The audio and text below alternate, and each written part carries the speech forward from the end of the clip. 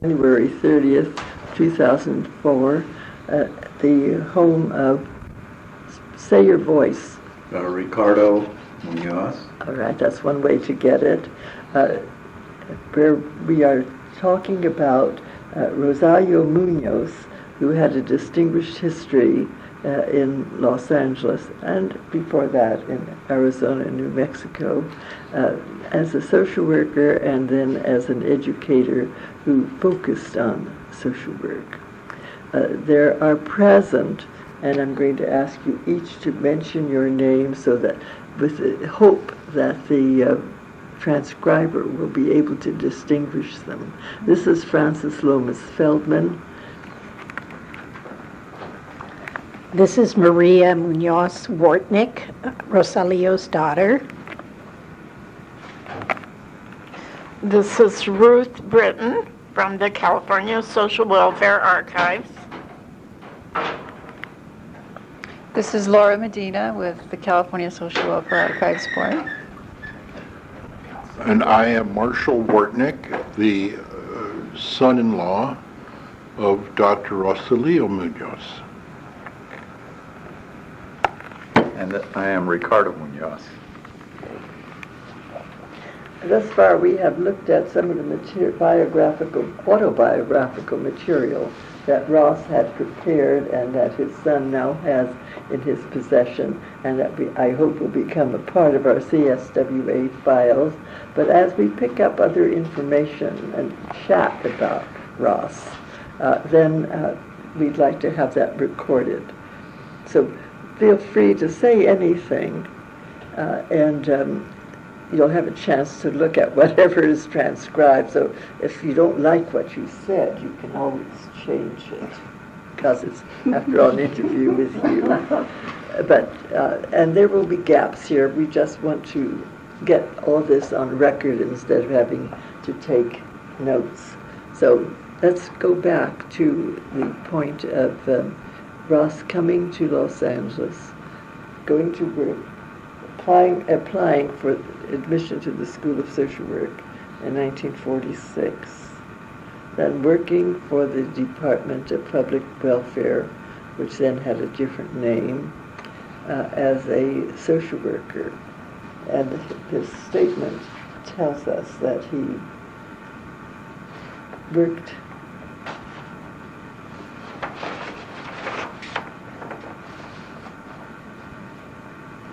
in Los Angeles. He started in the summer of 1948, which must be when I first knew him. And then he worked also in the summer of 1949, and then in 1949 to 50, he was working for the County Bureau of Adoptions, now with his MSW in hand. He remained a social worker per se until he went to the Board of Education in Los Angeles, and that was after he got his doctorate in education at USC in 1957. So what we should do is to fill in what we can about his early life, why he did the things he did, what you remember about it.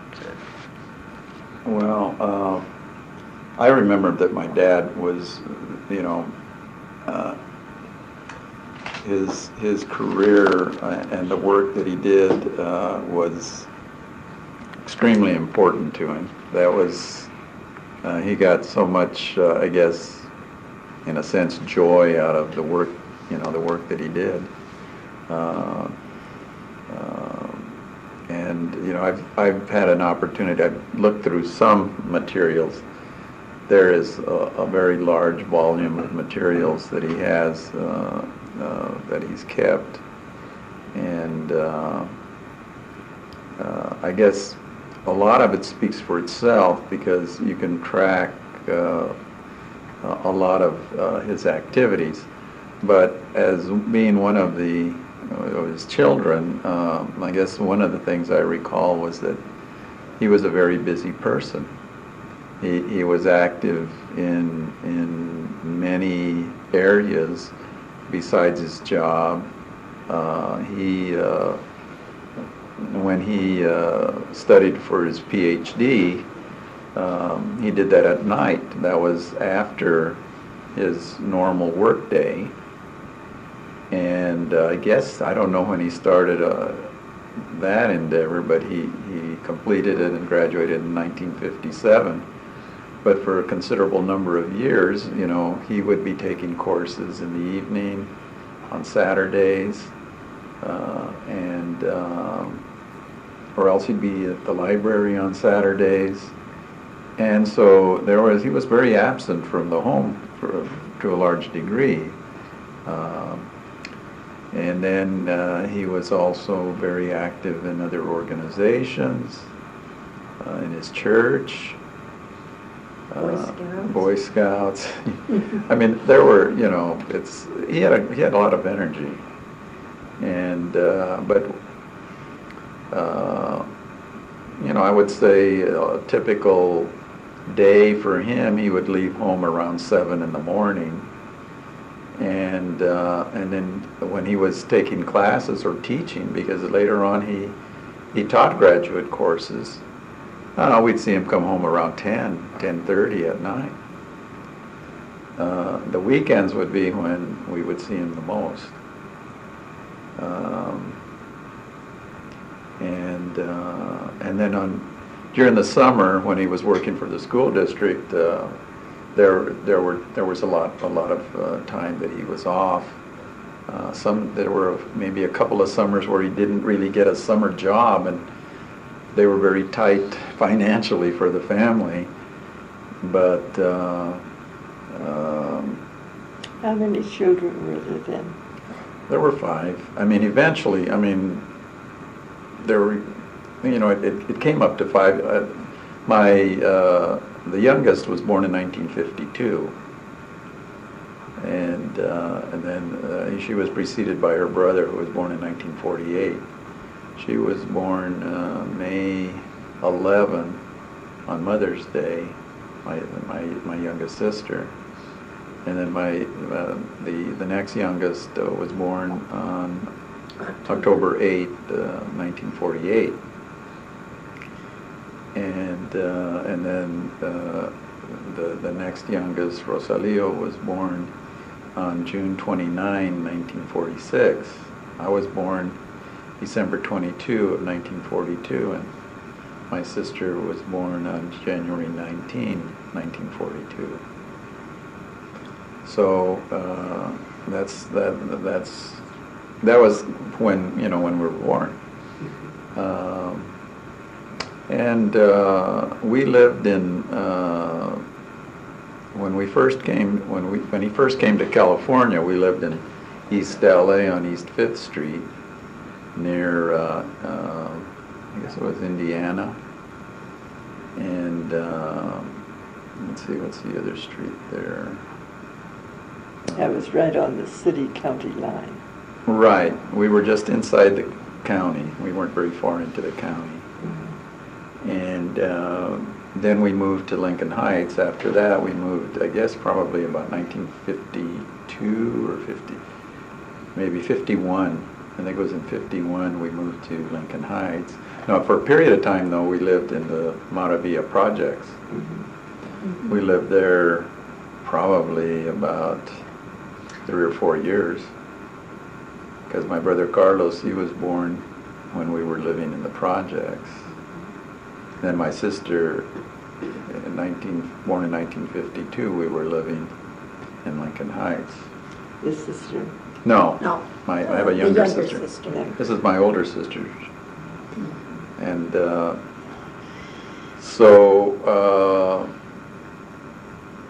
you know, and then we stayed in Lincoln Heights until about 1956. And then we moved to Highland Park. Just in time for my wife to start high school. Yeah. What, Franklin? Yes. Franklin High School. Yeah, but we went to Nightingale, and Ricardo went on and finished at Nightingale, even though we'd moved to Highland Park for that last year. But as Ricardo says, my dad did have very long days during the week, and you know, often he wouldn't come home till, like he said, you know, 9:30, 10:30. And so my mother had, you know, the burden a lot of our care. But, I mean, we have such good memories of the times that we did have, you know, on the weekends, you know, to go to the park or go on a picnic or go to the beach, different things that we did as a family. I remember one of the things that my dad did when he was taking coursework. I think he took a course in doing IQ testing and different kinds of personality testing, and he used to. In the School of Education. Yeah, I guess so. And then he would. Test you. He wouldn't test us, but he would test like our Neighbors friends. and the different youngsters in the community. And then we had an aunt who also... Yeah, my aunt would test us. when she was doing her studies. Yeah, that's they used to give the Stanford or the Binet test, or I can't remember all those tests. There's a lot of interest now in the development of social work services in the school system. Now, I remember when my dad, you know, like when he worked at DPSS. I mean, I don't really have too much recollection. I was like in kindergarten at that time, so that would not be something that I would remember very well. When he went to work for the Bureau of Adoptions, I remember that because he would do a lot of driving. He'd drive all over the county, How old were you at that time? Oh, well, let's see. I was about 9, maybe 8, 9, 10. I think he went to the Bureau of Adoptions, 4950. It was just created in 1950, Right. actually. Yeah, he mentions that. Yeah. He said that he mentions it in one of his letters or one of his writings that it was a new thing. That was one thing that he liked about it because there was a lot of input from the staff and from people at his level as to, you know, how to evolve it, how to, you know, they were just kind of learning, you know, what they were doing in a sense. Was that the beginning of Children and Family Services? Now my dad Department? The Bureau of the Adoptions? see, my Yeah, dad's, the Bureau of Adoptions. yeah, Wow. it mentions here, my dad's thesis for his MSW was on, you know, what do you do with the kids that are unadoptable? I vaguely remember that. In 1949, 48, I was in charge of all of the children's services for Los Angeles County. It was part of the Department of Public Social Services. And at the same time, I was chairing a committee in what was then the Welfare Planning Council to see what we could do about adoptions, because we had only 2 agencies in California that were permitted by law to handle adoptions, the Children's Home Society and the Sons and Daughters of the Golden West, but they had stopped doing anything, although they had. So there was a monopoly. Yeah, and so many people were going out of the state and bringing children in without any kind of supervision. So we set up this committee in the Welfare Planning Council to see what could be done about a different legislative arrangement whereby other agencies, public and private, this is the first time public would come into it, could handle adoptions. Charles Shotland, whose name you may know, handled the statewide legislation on that in 1950. So Los Angeles County immediately established an adoptions bureau. and Ross went to work. That it was really pioneering. There was no precedent for a public agency to be involved in this. So he did really a tremendous job there. Very exciting.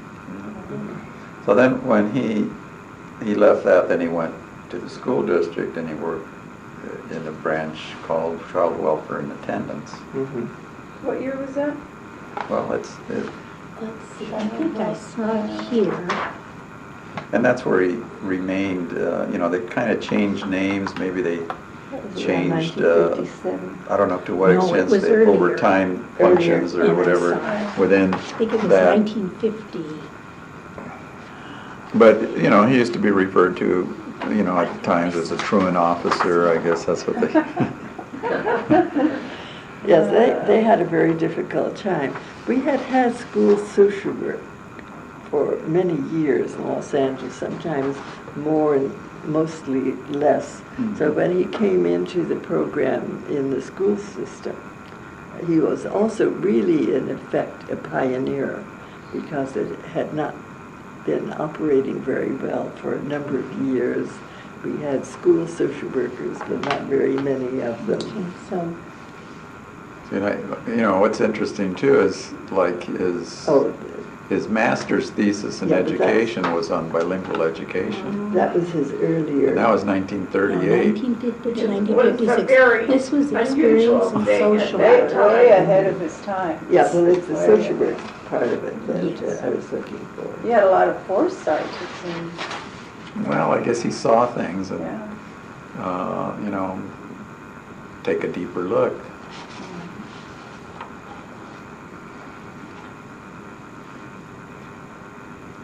Well, through the years, I saw Ross from time to time.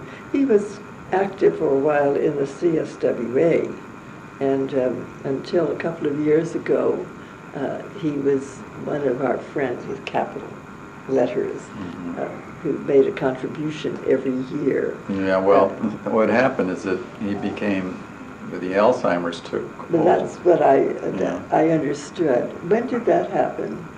Well, it's a Gradual. a gradual process. I mean, I mentioned your name to him yesterday, and he Do you I remember think, me? oh yeah.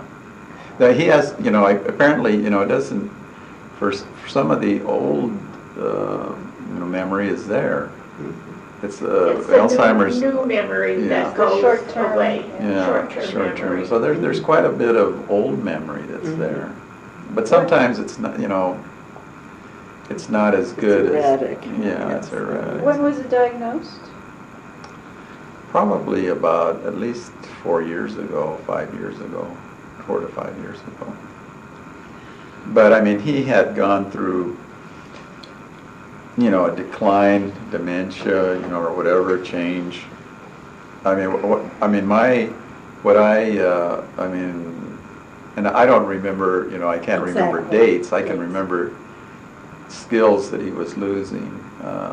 One of his skills that became apparent was his ability to play bridge very well. I mean, he used to be a very good bridge player. And, you have to count your cards and you have to Keep track of what's been played and all. So, that started slipping. The other thing is that he couldn't balance his checkbook after a while. Oh, I Most can't do of us that can't do either. that. I've never been able to do that. Well, he used to be pretty handy at that.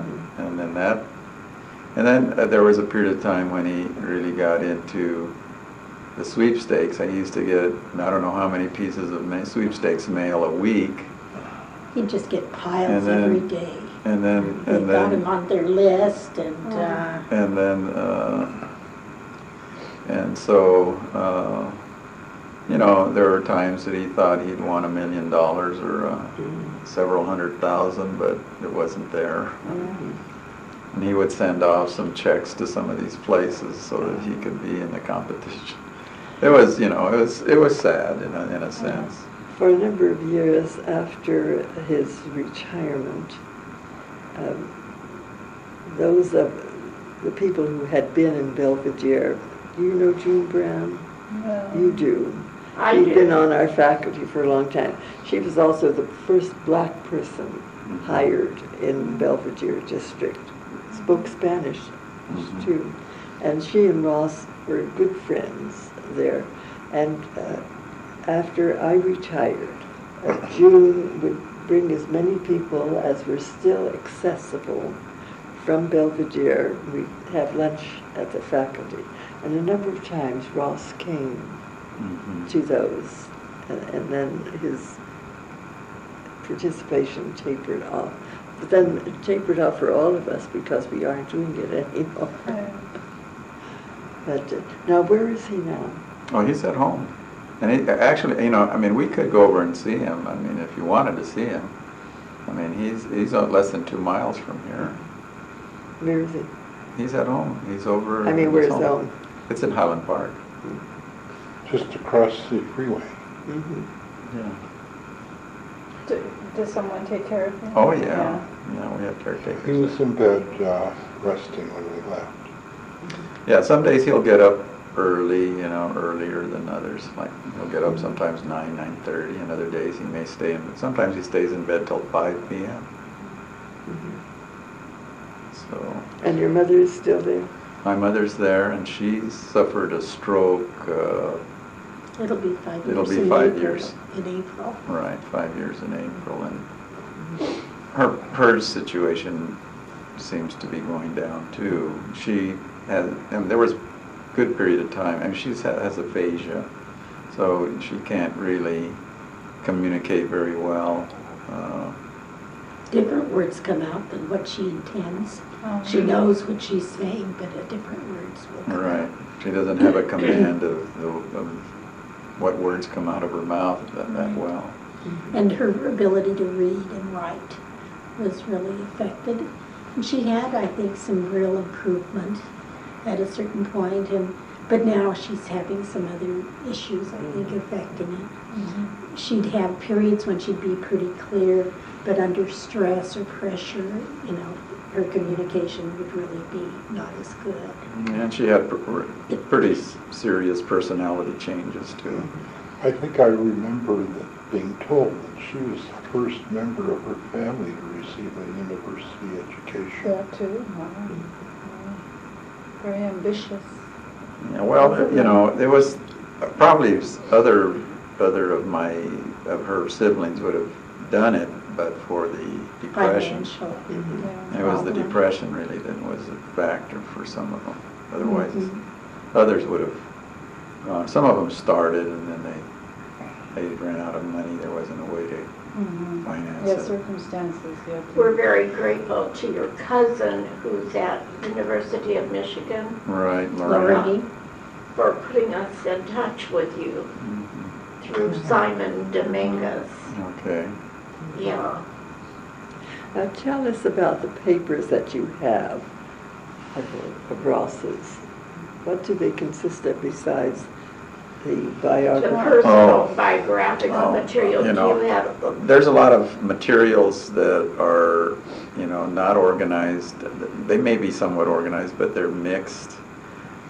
Like he does have like boxes of courses that he taught with all kinds of materials from the, I think even has, one of them has the blue books of the Oh, of really? the exams that the students I took. remember those. and Still have those. and the some of the IBM punch-out cards of the people in his class and grade lists but you know, I really haven't had a chance to go through all of it. Does he have a lot of material relating to his work in the school system? Oh yeah, he has, I mean, there are boxes and boxes, and some of them I haven't even looked through. But he also brought over my grandfather's archives, my grandfather's material, so some of it is kind of mixed. You open up, he has like, there are about 3 file cabinets that are full with different kinds of materials. And he has a lot of materials that are just, you know, his own financial dealings stuff, you know, like personal things. Yeah, a lot of stuff. That stuff I'm going to throw away. But like he invested in stocks, and he's got all these records of all different, stuff. They send you the prospectus or the reports every year from all the different companies you have stocks in. You get all of that. Is there some way of separating the correspondence and reports and so forth? Well, this would take time. No, definitely that can be done. What I'm looking for. One of the things that I'm looking for is that he served on, and I have some copies of the appointment letters. Yes, I saw them here. When he served on the board of, I guess it was Published in The Board of Social Work Examiners. right, And a couple of child welfare state right. committees. Any material of that kind? That's the kind of material be that very we'd like valuable. to Right. undertake to preserve. And it might not be of particular interest to your family the way these letters would be. Right. I mean, it would just take up a lot of space and you wouldn't really. Right. And Well, that's, some of these things, what I intend to do is make copies, and then, most of these are copies. These are copies of letters because he used to type his letters, and then he would have a carbon copy. That was.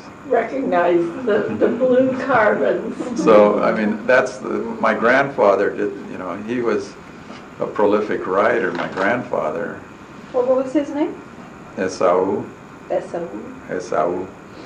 Perez Munoz. He's the one that was a minister? Right. Yes. But he didn't come here to California. Oh yeah, he Oh, was he here. In did. fact, at one time he had a church in San Fernando.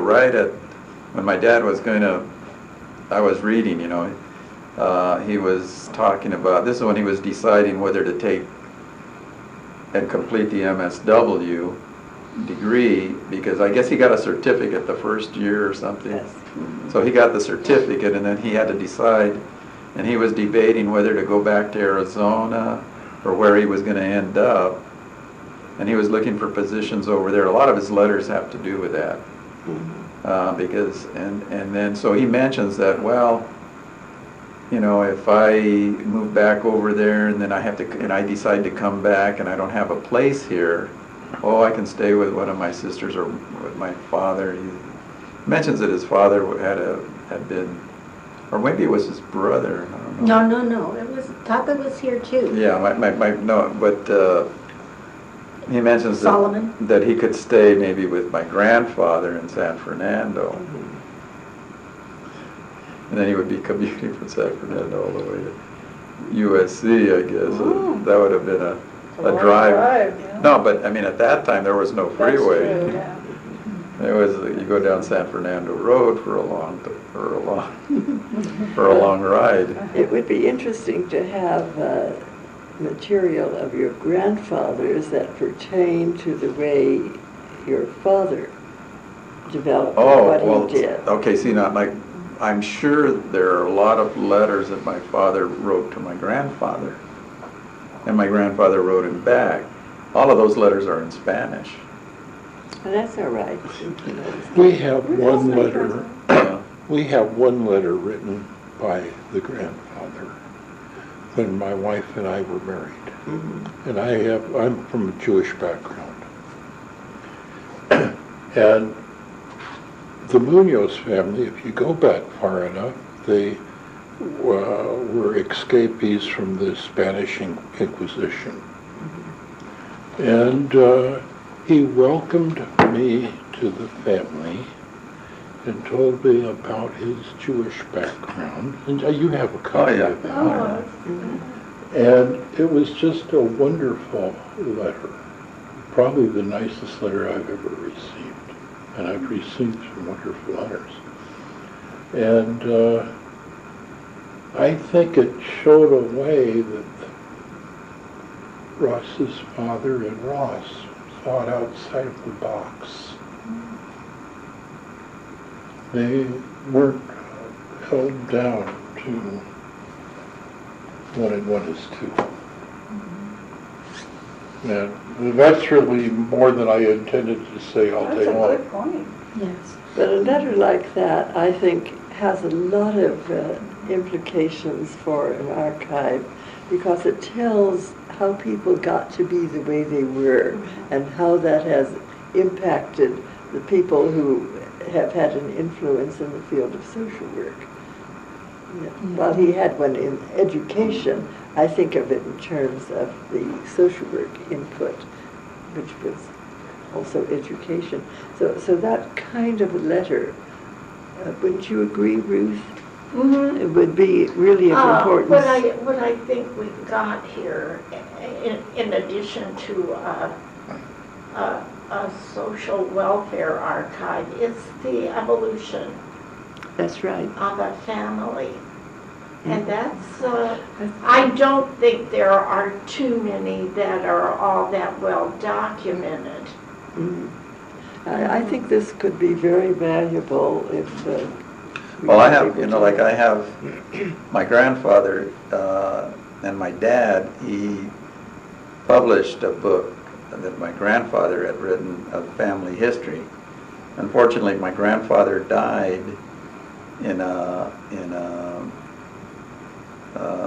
As a result of a beating where some teenagers broke into his home and beat him and my grandmother, and neither of them, my grandfather died about a month later, and my grandmother lived, but it was kind of like brain damage, very severely brain damaged.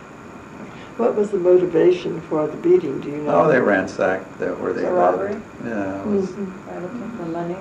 I guess they took whatever there wasn't much there to take. Few And coins. my understanding was that these same young people had been coming and sort of badgering my grandfather for money. When his Social Security check would come, they'd sort of come and they'd, try to get money from him. Hoodlums. Mhm. Very drug. Now, that event really had an impact on my father. I mean, he really kind of withdrew quite a bit. How old was your grandfather? He was 82, I think. He was 82, I think. 82 or 83. Yeah. Mhm. A couple of things that I was thinking of is, I can remember Ricardo talked a little bit about when my dad was studying and practicing doing some of the testing. But I remember when we were fairly newly in Los Angeles, that we also went into USC to Oh, yeah. the social work department, and we were tested Right. at that time. I don't know if it was, it had to be social work because, yeah, And you'd get these where they, you look at a picture and they'd say, what do you see The in the picture? Rorschach tests, Yeah, they all of administered those to us, but, just the whole battery of tests. And it was, I think, because the students were practicing and we were just some children that they could practice, doing those tests. I would say, too, that, when my father went to work for the LA City Schools for the Department of, Child welfare and attendance. welfare and attendance, I mean, that was social work as well. Right, That was, department, oh, yeah. was social work. Yes, it was social work. see, his PhD dissertation is on, I guess, The dropout rate The of drop- two yeah. groups of 10th grade students. It's something like that. And I remember when he was doing the dissertation, and he did do some different kinds of testing of the two groups, and I helped him several Saturdays. He'd codify the answers, yes or no or whatever, and he had them on ledgers, and I would read those to him so that he could put them in, so then he could eventually make his analysis of that information that he gathered from the two groups. And he paid me a little bit, to help him with that. Do you have a copy of his dissertation? oh, yeah. I'm we would sure have that- one at the university. I'm sure that we Yes. have copies Yes. of his dissertation and So, his so we can master's. pull a copy of that into the archives with the rest of this material. What? We can pull a copy. Of Or the make a We dissertation. copy. could, or we could cite its location to any user of Yeah. that material. Yeah, so Which so might that be the easiest it can thing to become a do. part of the materials that we have Yeah. about him. And also, I think he sort of talked in that letter about how my mother would sort of tease him because he wouldn't divulge any information about who he was dealing with and whatever, and I think that's very true. He didn't bring home, information or share any information about, his dealings with. It's like he separated home from work. Confidentiality. Well, that, yeah. I noticed in the letter that's ahead of me here, Maria Rosalia has done well in school and is being promoted to the 2nd grade. And Ricardo has done very well in kindergarten. He's exceptionally well behaved at school and seems to have done all right. I did okay in the first grade too. I had my highest grade point average in the first grade, and it went down after that. I think it would be of interest, if you two ladies agree, to know something about Ross's children. What you have done, what your own experiences have been, what family you have. Also, Ricardo's education and yours, perhaps. Well, see, like my brother, who's named Rosalio, he was student body president of UCLA when he went there. So he got real active in the school, and that was like in this, I guess 1970 or somewhere around there when things were really happening. on That's an campuses. exciting time. Yeah. Yeah, Ricardo was telling me when I got here about how he 19 went to UCLA. Yeah. Has had some very interesting work assignments before he entered Yeah. law school. And Yeah, when I start looking at this, I can see a lot of traits that I have that my dad has. I'm not quite as, when I started looking through all the stuff my dad has kept, and I hold on to a lot of stuff, but it's hard for me to part with paper. Well, tell us about each of your siblings as well as yourselves. What did you do as adults? Well, What field okay. did you go into? What kind of family? I assume you have.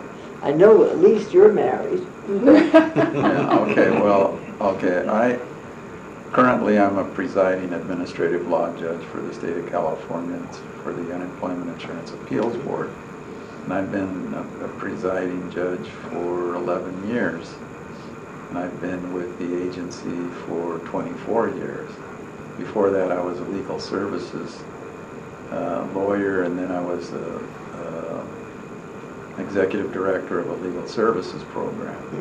That's what I did just before becoming an administrative law judge. So that's my field, and I ended up in is in the field of law. Where did you go to school? I went to UCLA. That's where. I thought your law degree was from USC. No, I went to UCLA. Oh, that's all right. Ricardo also worked with the gangs. Yeah, I worked with gangs, and I worked on a project at USC through the. Then it was the Youth Study Center at that time was what the name of it was. Yes, my husband was in that. Oh yeah. Well then maybe I met him. Yes, Albert Feldman. He was the deputy director. I probably met him. I worked with Malcolm Klein. Yes, Malcolm had the same level position Yeah. as Okay. Al. They had Yeah. different areas. And I knew Lamar MP. He was like next door, and there were some McEachern. Yes, And some of the other, it's hard for me to remember all of them. But I worked on a research study that Malcolm Klein did in Lincoln Heights. And actually it was right in the area where we had lived when we lived in Lincoln Heights. That's where the study took place. So I was very familiar. I mean, I knew the neighborhood already by, like the palm of my hand already when I went in there to work, and I was a gatherer of field data. So that was my job. And so, and then like my dad, I got a job right out of UCLA with the probation department. But I had been working as a student worker for probation, and then one of my dad's friends, I guess from social work, was a guy named Jack Cox. Yes. And Jack Cox was like one of the deputy directors of the probation department. So, I mean, I had like, I remember my dad, asked me to go up and see Jack, and, so I guess it kind of helped a little bit. But I had done well enough, I guess, on the exams that you take to move into a position in probation, where I only lasted a few months, because then I got the job at USC, and then I didn't really like the probation work at all. And turned out I worked in a camp as a counselor. That's what they called us then. It was like what is, I guess, the equivalent of, a starting DPO position now. And I just didn't like I felt like I was in jail myself when I was there working with the kids. A common reaction, I think. And it got to the point, because I'd work 3 days and I was off 4 days. When, like the night before, even 2 nights before, I'd have trouble sleeping because, I got to go up there and go through another stint of being, So, I could see how those kids were, man, But the program, too, the way that it was structured and the way that the resources that they had, I didn't really see it doing a lot of good, because I didn't really see that the kids were being impacted by the program as to getting any kind of insight into what's going on with them and how to turn themselves around or do anything like that. And that's a very difficult thing. That's to get kids, and depending how far off they are. Some kids were there that really maybe didn't need to be there. Wasn't going to help them that much, and it was probably going to harm them more than help them. And now, I guess probation, they have less money, they have less. Yes. They have. It's just worse. Things are worse. And in fact, now I'm the chairman or the president of a charter school that serves the at-risk kids, who practically all of them are on probation. They're all probation referrals, and they can't get into a regular school. And we have a bunch of small little schools distributed through the county, different parts of the county, and most of the kind of rougher areas. But that's something that that I've kind of carried on a little bit, is having some involvement with that sort of thing, and trying to, and there's been more success. I think you have more success with reaching kids and getting them on a better path on the outs than you do on the in. But there's a lot of resources that are needed to work with them. That particular program has a very strong parenting component. What's the name of that school? It's a Soledad Enrichment Action. How's it funded? Are they unified? Or? It's a county. It's through the County Board of Education. Oh, really? And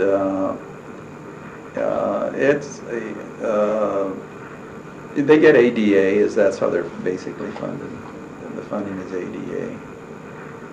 And we get other surplus funding. We have an after-school program.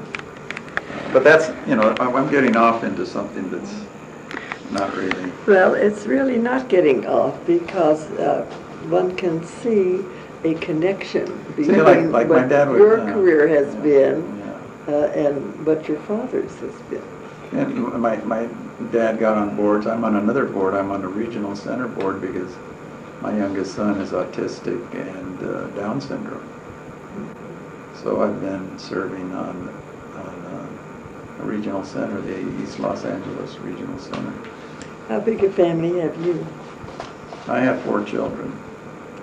And what do they do? Okay, my eldest is going to be 30 this year, and she was a visual arts. She has a BFA from Cooper Union. The day after Armistice Day. Wow. Okay, so my daughter, she got a BFA at Cooper Union, and then she worked for a nonprofit arts group in New York City that provides art teachers to high schools and primary level because they cut that out of their education budget. So there's a foundation that does that, funds it, so that there can be art taught in some of the in schools. So she worked there a few years, and then she went to NYU and earned an MBA. And so now she works for American Express in a marketing capacity. And then I have a son who's graduated from UC Riverside, but he still hasn't found what is meant for him. So he's kind of, I guess, working at it in whatever way. What was his major? It was political Political science. And then I have a younger daughter, she's 24, and she just graduated last year from UC Irvine. And she had a dual major of dance and sociology. And she currently has a job as a paralegal for a law firm, Maldini and Myers. And she's thinking about what to do next. She was thinking seriously about going to law school, but I think she's backing away from that and may go do something else. Sometimes takes a while, doesn't it? Right. And then I have my young 10-year-old Down syndrome autistic little boy. And he's in school. He's in special ed. And, and then my sister, she's older and she has 3 boys. And she can tell you, Marshall can tell you. Yeah, what I wanted to say is the day I met my wife at UCLA, I called her and was able to invite her into their home. Well, by the time I got there, Dr. Munoz, Ross, his wife Maria, and their 5 children were gathered around the father, and they were he was reading the Bible to them. And so that was my introduction to the family, and I thought that you couldn't want to be part of a better family. You haven't changed your mind, I gather. And I haven't changed my mind. Yes, exactly. And that's all I wanted to say. Yes, that was part of our family tradition. Is my parents, as we were growing up, it was a practice to read the Bible, and they also read to us from the children's classics, Arabian Nights, Alice in Wonderland, Grimm's fairy tales. Anderson's fairy tales, Jack London, some of his books, different classics. And in the evenings we get together, and if my dad was at work, my mother would see that it happened. And I carried that on for our children, and now our oldest son, who's the only one that's married and has children, is doing that with his children. Oh, that's wonderful. And so I think that was a really good foundation for us. Mm-hmm. And, to have the time with the children. And it was very good. I went to UCLA and went through the School of Nursing there. And after I graduated, I worked at the medical center for a while, and then we moved to Oregon. And my interests had been psychiatric nursing and public health nursing were the areas where I was most drawn. And so when I went back to work in Oregon, I went into public health. And we moved after a few years, and then also did public health. I've done a little bit of hospital nursing, but I worked in like a recovery room, and I just wasn't interested in all these unconscious patients, making sure they were breathing and they were still alive and their wounds weren't oozing and whatever. It just was. And the minute they'd wake up, I'd have to be sure they went back to the floor. So there was no communication or relationship kind of thing that could happen there. And so I worked for the Coos County Health Department for a total of 27 years. I did do some school nursing for about 2.5 years in our area. And I was a nursing director for a while, and I think maybe for 12 years. But in the more recent past, probably the last 10 years, I've done field nursing.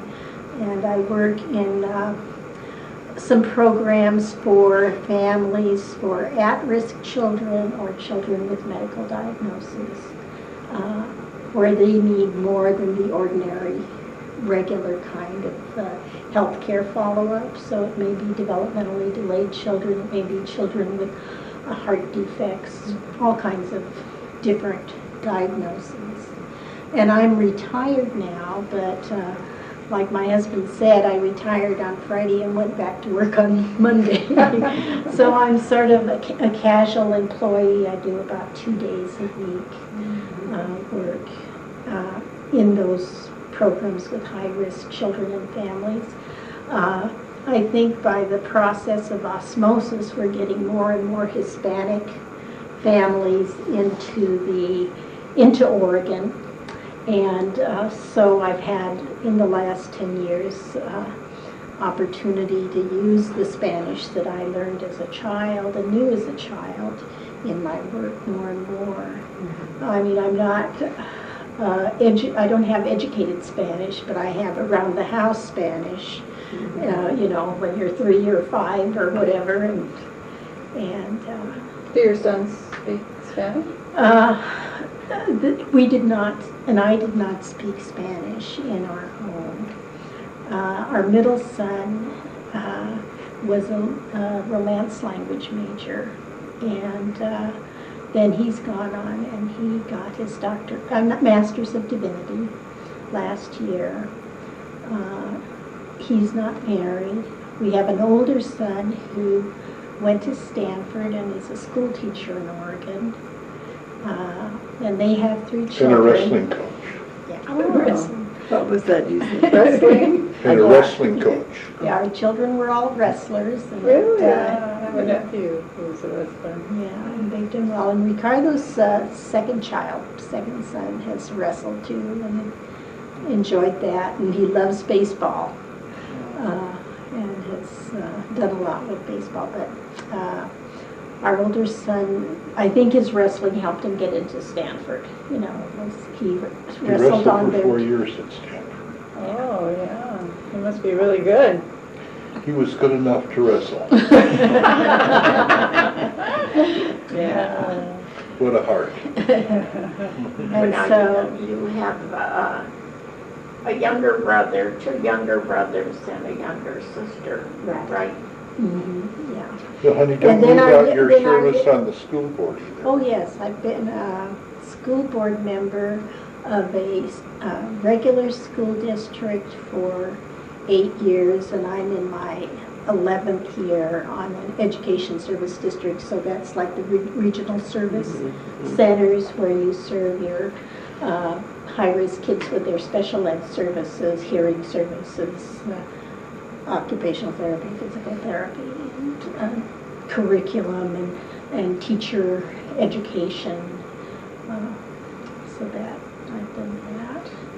But do you, We have a third son that's a CPA. He graduated from Southern Oregon State University. And he's 30 years old. He'll be 31 in March. So, did you have a question? Or? well, I'm trying to fill in the other members. Oh, the others? Oh. Yeah, Ricardo, go ahead. Okay, then there's Rosalio. He's the third oldest. And he was the one that was student body president at UCLA. He after he graduated, he got a job. It was kind of like at Claremont colleges in their affirmative action type of program. But he didn't stay with it very long. I don't know if he stayed there 6 months or more. And then he got involved in the anti-war effort. And he was an organizer. He organized a large demonstration against the war, various ones, but then the last one was, well, that wasn't even the last one, but the big one was the moratorium in which Ruben Salazar was killed. I don't know if you remember way back, that was like in the 70s. But my brother was the principal leader of organizing that.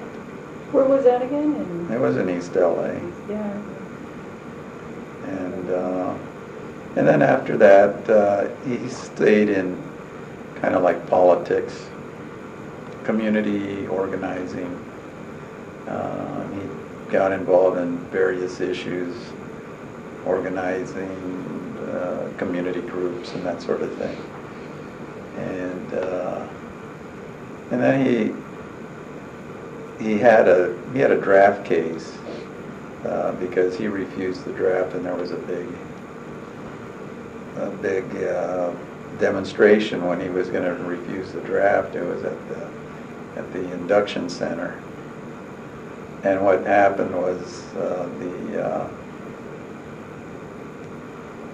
they came out and told him, well, we've postponed your draft, so there was there may have been about 500 or more people out there, and well, you can all go home.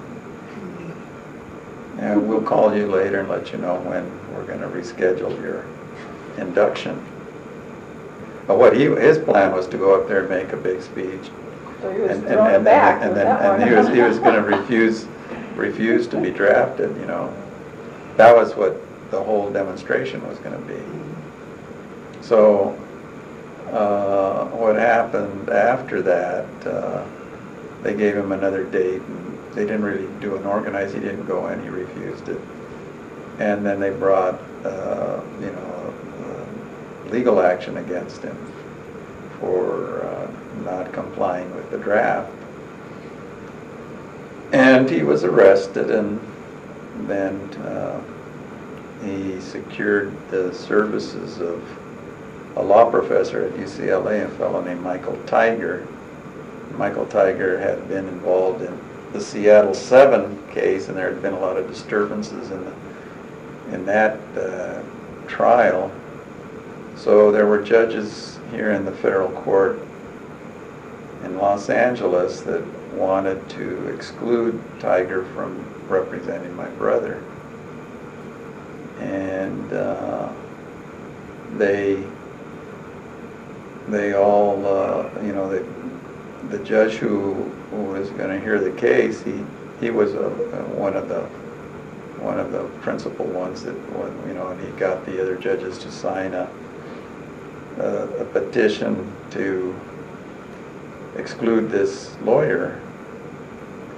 The lawyer, Michael Tiger, he did not have a California State Bar license, but he was a member of the federal bar, and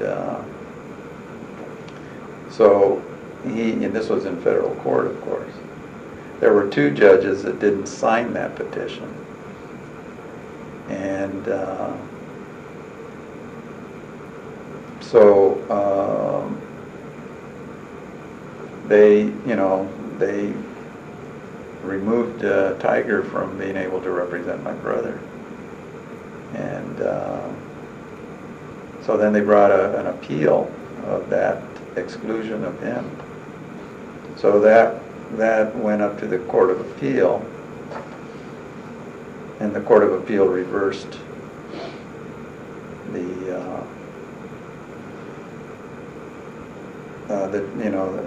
that decision excluding Tiger, so Tiger was reinstated. So then the judges who had signed that petition, they got a fellow named Joe Ball, who was a very renowned lawyer here in Los Angeles, to represent them and bring an action at the Supreme Court so that they could get Tiger removed again. And Joe Ball, I think he at one time, I don't know if he had been president of the state bar, I think he was president of the county bar at one time. He was very capable lawyer, very well known, very high profile. Well, anyway, went up to the Supreme Court, and I think it was Justice Douglas who got the to review it firsthand, and he reviewed the grand certiorari. So that meant that the original the Court of Appeal case stood, so that Tiger could represent my brother.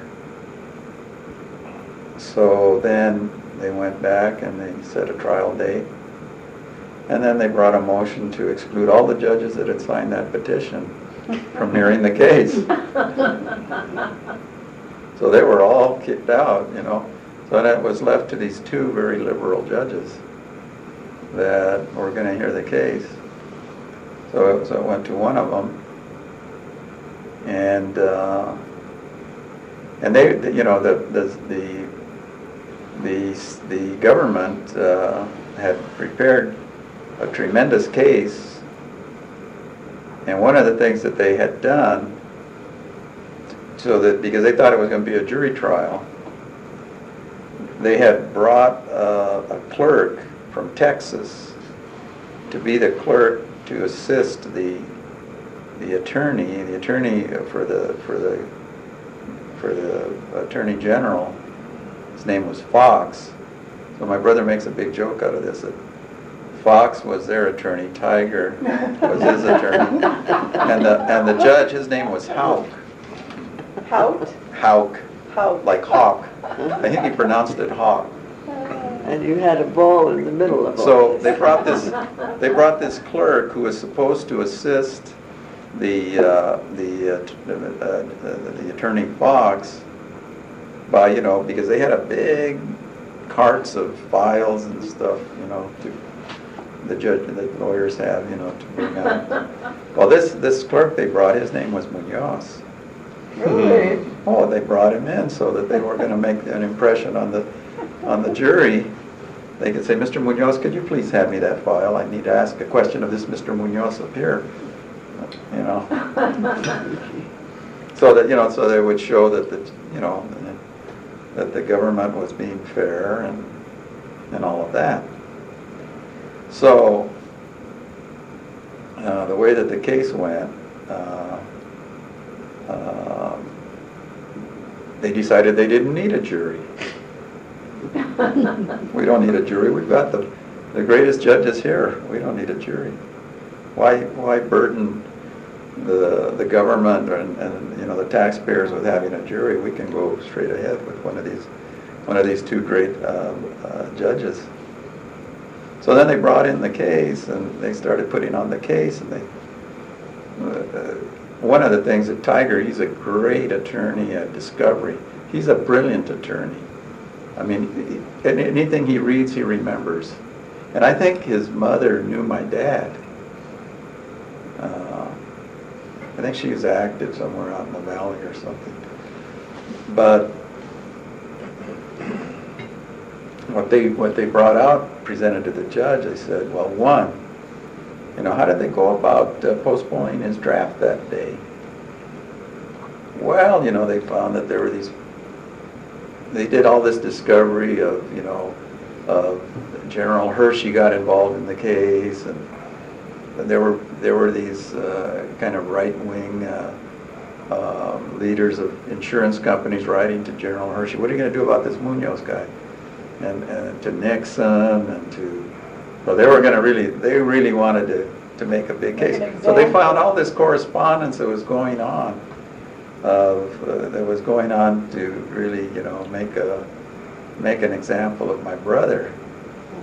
And then they also found that on this they had a little provision in the draft regulations that you could postpone a draft. So then they said, well, let's see, how is that applied? What kind of discretion is used to postpone drafts? Well, they found out that that was used for people who were very well connected, where their sons had run off to Canada or something, and that's how they used it. They would allow them to postpone the draft so that the family could go out and find them and bring them back and try to convince them to go into induction. So, so then when the judge found that out, he says, gee, I sent a bunch of guys to jail, and they never got the opportunity to get their draft postponed, their induction. I'm going to release them too. Because they didn't get the benefit of that, but they were using against my brother, which they had really been used for the well-to-do and the influential people who had connections with the administration, so that they could get, they wouldn't have to have their kids arrested for debating the draft. So then, so when the judge found that out, he just threw that whole case out. Said, this is not even-handedness. How old was your brother? No, he was probably 27 or something. How long did this 28. whole legal action go on? Oh, it took probably from the beginning, probably at least a year, maybe a year and a half. I can't remember. I don't remember. It was certainly a dramatic. Then when my brother, and they kicked it out and all that, he was free. But he really provided a community service. Oh, yeah. Absolutely. But, and then later on he became a journalist. He used to write for the communist newspaper. For years. Yeah, and then he went into a bad depression. He and his wife divorced, and he became alcoholic, and he finally got himself straightened out. He went up and stayed with my sister for I don't know how long. About 4 months. Yeah, he worked in our forest and he turned himself around. He took We got rid of sort a every retraining drop of program, alcohol you know, we sort of had in the an house. evaluation, Gave it all to looking him. at his skills, and sort of got new direction Very there. well. And How old was he at that time when he was with you? probably in his 30s, late 30s, early 40s or something. It was, I don't think it was probably 10 to 12 years ago, Maybe. so it wasn't that long ago. Well, honey, the trees Yeah. that are now 17 years old were 5 years old. Yeah, it's probably been About 13 years. maybe. Yeah. Yeah, it's probably something like that. He remarried, and his wife is, A nurse. she's a nurse, and she knows, it's a struggle for her, because my brother has certain qualities where he's somewhat weak. He's weak at organizing the mundane things of life, and keeping them making them a ritual or a routine. He doesn't have very good habits of just taking care of the He doesn't live in the box. Was he the youngest? No, He's the middle. Two more now. Two but, after you know, that, just a little side It's a note. very interesting. A very interesting He's- family yeah, with a lot of He's social on a, conscience. he's on a plane ride right now. He's going to some communist function in New York. Did he ever have any children? Oh, this is an irony. Oh, yes.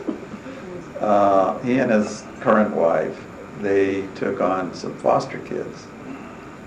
And then there were two sisters. Last name of Munoz. Was that their last name? Last name was Munoz. Oh, okay. I didn't know that that was their last name. It was meant to be, huh? But then, one of them, the younger, she had some psychological problems. She's really, and so eventually they decided that, you know, it wasn't working with the two of them, and so she had to be placed elsewhere. And then they got very tight with the other, and then they decided to adopt her. So they did adopt her. After they adopted her, her mother, who had been found unfit, started communicating with the daughter, and there was a restraining order that she wasn't supposed to. And she moved to about And then 3 she- blocks from where they lived. Or I don't know how close she was, but Very. then, so then the girl started taking off and disappearing and going with her mother. And her mother had, I guess, a pretty strong psychological hold on her. And, you know, it just tore up my brother and his wife. And they'd think she'd run away and she was lost. And she was doing really well. She had gotten into, like, a gifted program. How old was she? She was about 13 or something like that. And so eventually, you know, they threw in the towel after so much. And you know, I don't know, legally they were going to try to undo the adoption. It's very hard to undo one. I don't know whatever happened, and they were worried about having to pay, you know, for the AFDC for her, so I don't think that's ever happened. But what happened was that, I guess the social workers, they didn't give them enough information about the situation, and then I guess, you know, they told me that, maybe a couple of years or so after the girl, you know, left and all that, she eventually came back and just came over and talked to him and apologized for all that she had done.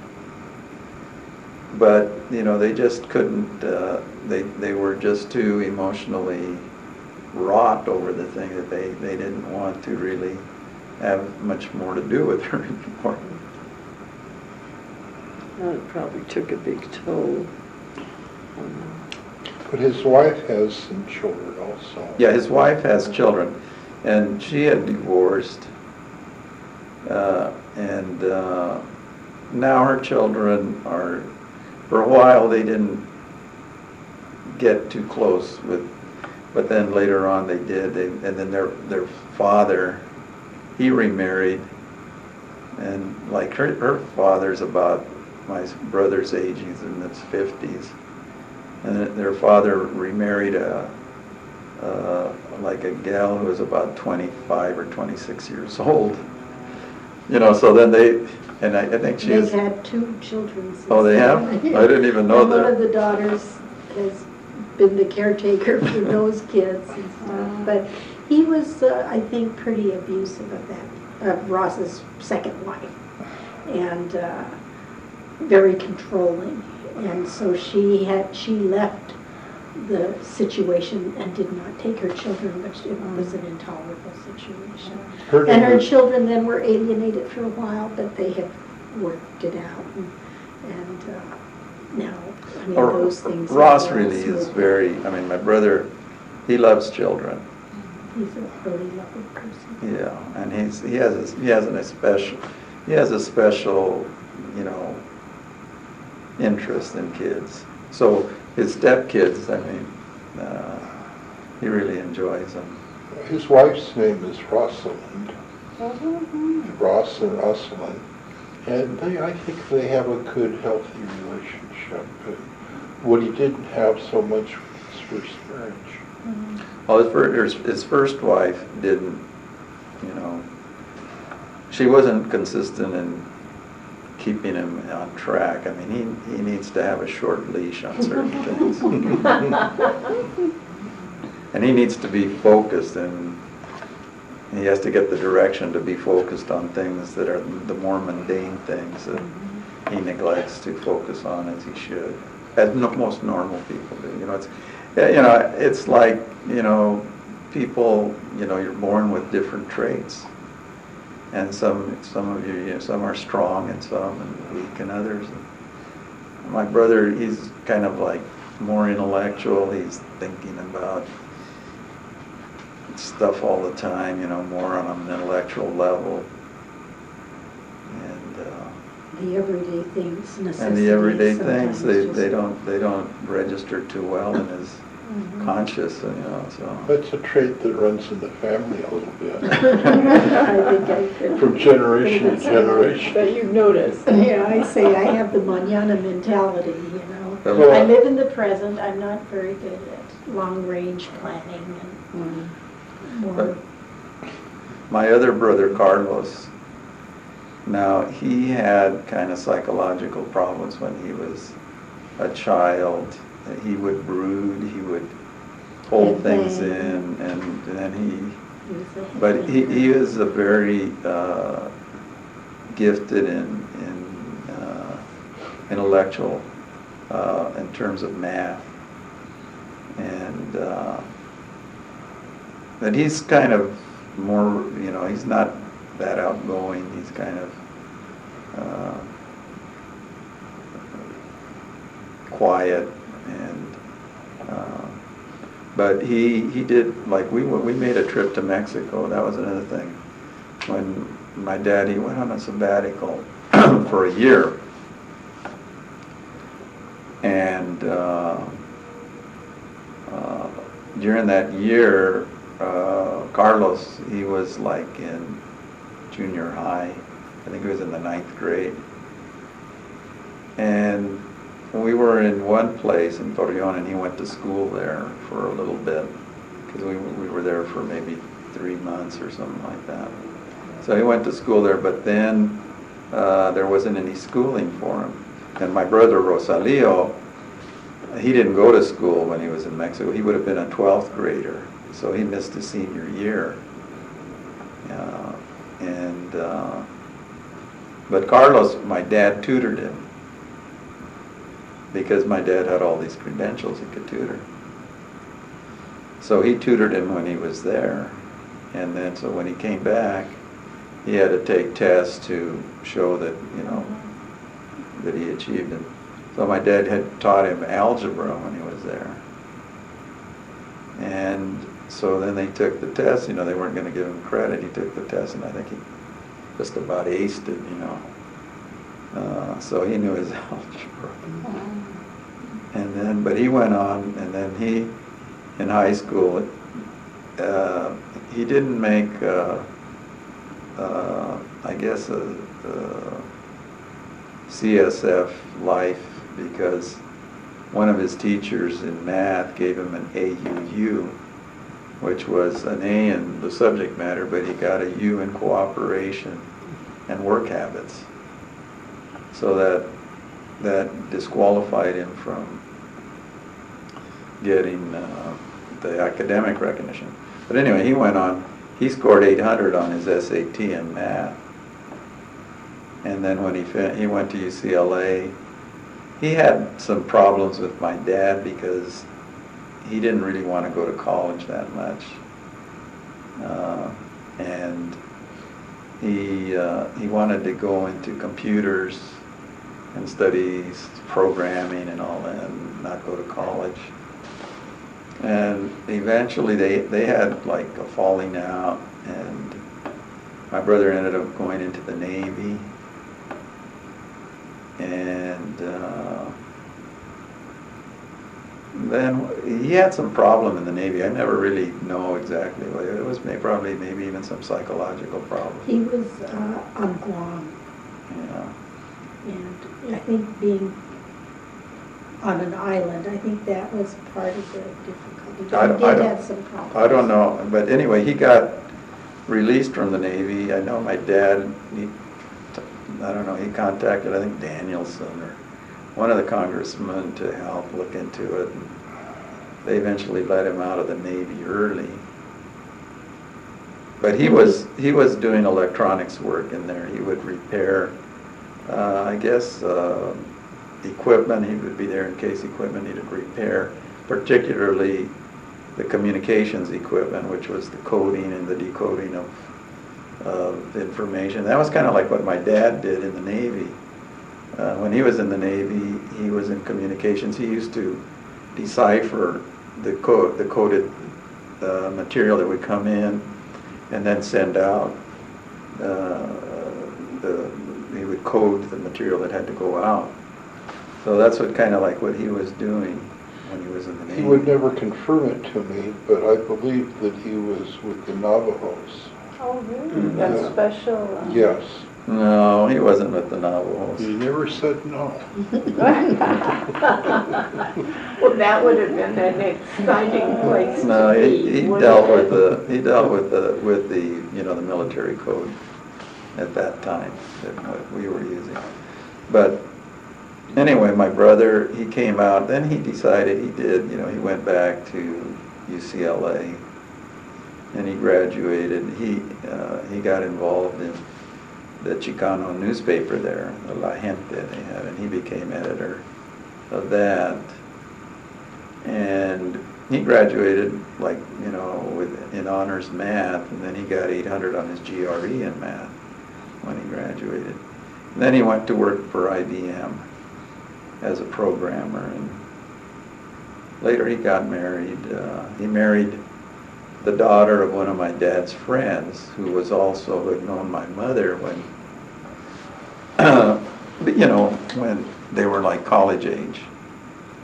But my dad knew him. I guess he knew Ernest before college and high school. I think so, in high school, yeah. Well, when they were in Mexico City, Well, they were that's playmates. No, not in Mexico No. City. When I went to visit Well, they were like. Maria, Well, they were Aldera's playmates, but They were- not. Oh, you mean, yeah, right. yes, Oh, you mean the The children children. were, yes. not my dad and Ernest. No. I'm talking about Carlos and Rosemary.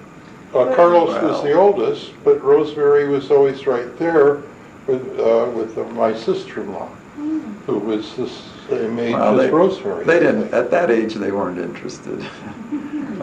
They were pretty young, somewhat, I think, maybe. Marshall's a romantic.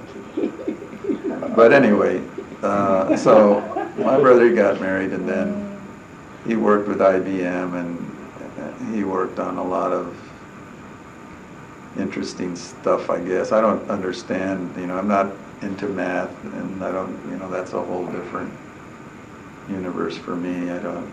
But he eventually had a nervous breakdown, and he was like a workaholic. And then he really hasn't worked regular since then. He's had a few little jobs. But what he did, he worked in a programming area called testing, where you develop tests to test programs. So if you want to debug a program, if you have a testing program, you use the testing program to find the flaws in the program that you want to use. So, but my brother, he was always, statistics and stuff like that. He and my dad, they loved to go to the racetrack. And my brother, he was working out a system on how to mathematically, really, and he had a very good, he was telling me about it not too long ago. He said basically what you would do, you would look at how the horses finished in their prior races, what their kind of history is of finishing, of, from far, how far back, where in the pack are they in their races, what's their kind of trend. So you try to find these horses that, that sometimes, really have good races, and they come from back in the pack and they come and they win. So that's what he was trying to do. He'd try to, there's a lot of it, I don't know, you'd have to get the data on that, but the program sounds like it had a good basis in theory to be productive. I'm glad my father never come. But my dad, my dad he liked games of chance. He liked to go to the races and then pick. And also, I guess when he was in the Navy, he played a lot of poker and that sort of thing. And he enjoyed it. It fit his bridge playing too. Oh, bridge playing was, we used to play bridge, Marcel. Yeah, I learned how to. He learned how to play. In Mexico City, I learned how to play bridge. Yeah, that's when we were on our that or I trip. wouldn't have passed. But so my brother Carlos, and then he has a son, and his son is a senior at Caltech right now. It's inherited. So he takes after my brother. He is really, hot Actually, on that. Alejandro is a program. Alejandro, that's nice. Yeah, he is a program. His parents programmed him. Yeah, they did raise him with, always looking down the road for him to try to make sure that he was going to. In the right direction. Yeah, and they try to push him and steer him and pull him and shove him and whatever. But then once he finally got out of the house and all that, they really lost a lot of their control. Their control. But he's done well. Yeah, he's done well. Did we cover everyone? No, my sister Elvira, she's the youngest, and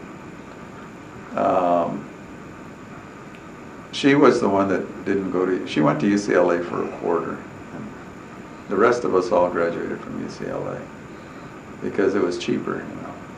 The SE would have been expensive. Still is. Yeah. So, but she started at Santa Cruz, and then she went to Mexico to some school in Guadalajara, and then she came back, and I think she went to UCLA, and then she went back to Mexico to, where is it? Was it Cuernavaca? No, Was it's Cholula. Is it Cholula? Something, it was University of the Americas or something like that. Oh, in La Puebla. It's near Puebla, yeah. Mm-hmm. It's in Puebla, isn't it? Well, maybe it is now, but it used to be. Oh, interesting. There's that little town that's outside of Puebla that has all the churches for every day. For every day of the year, they have 365 churches, or 366. I have a cousin who's a dean At that school. Universidad de las Americas. Yeah. But she didn't finish there. She met a fellow and they got married, and they came back over here. And neither of them had their BA yet. And then She helped him finish. Yeah. And then he helped her finish. Mm-hmm. So. Well, and then they got divorced. He took off with one of her girlfriends or something. And then she became a teacher and did that for a while, and then she decided to get an MA, and she got an MA in, what is it, psychiatric social work, or what is it? I think she might have an MSW. Okay, but it's psychiatric social Where work. did she go? Yeah. Where did she go, to Smith, or was She went to Smith to get her master's. Psychiatric social work. That's primarily what they have. It's MSW? Smith, an Is it considered MSW, an MSW? with a focus on psychiatric. Yeah. I'm pretty sure that's what she has. So she got that, and then I guess she got licensed, and she started working at Kaiser. And then she met her second in Los husband. Angeles. Yeah. Then she met her second husband, who's a psychiatrist with Kaiser. And they got married, and they have 3 daughters. And the oldest is 15, 12, and I don't know what the other one's 10. Just turned 10. 10 10. on the Almost 27, the 28. same And they're, age as our Hannah. they're all kind of, their kids are, their eldest is really real bright. And the middle one has some learning disabilities. And then the young one is real bright too, The one with the learning disabilities though is Very athletic, gifted. she's athletically. a very gifted little athlete. What's her sport? She can do Or just all of about, them, she huh? could do anything. I mean, I think she can do anything. She's like carries no fat on If her. she were Jordan, she'd be able to She's fly. I don't think she carries any fat on her at all. But any kind of thing, she picks it up pretty well. And she's pretty small, but she's very fat. Like in soccer, she plays on soccer teams, and she's really can go in and Something score. that was left out is that their mother was a varsity basketball player for the University of Arizona. Oh, yeah. She was. I didn't even know that. Yeah. I guess. Yeah, my mother was a good athlete. I never could even get the basketball up to the hoop, I was so small. I think she may have gone I was on a disappointed I scholarship. wasn't more athletic. No, they didn't have scholarships then for women. Yeah. I think back then they didn't give women scholarships. There was no title. She was Title on the IX at that varsity time. basketball team there Yeah. in Tucson.